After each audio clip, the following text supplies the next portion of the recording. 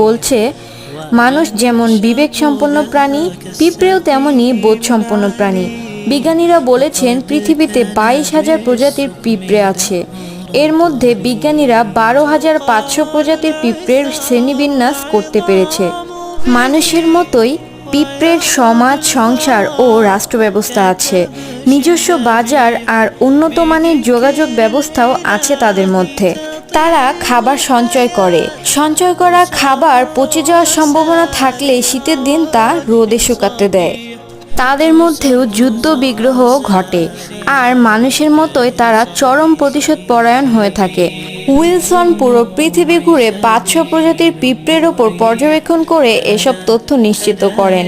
তিনি বলেন, পিঁপড়েরা মানুষের মতোই তাদের মৃতদেহ কবর দেয়। পিঁপড়েদের মধ্যেও রয়েছে চোর পিঁপড়ে। পিঁপড়ে মানুষের মতোই কথা বলতে পারে। আধুনিক বিজ্ঞানের মতে ফেরোমন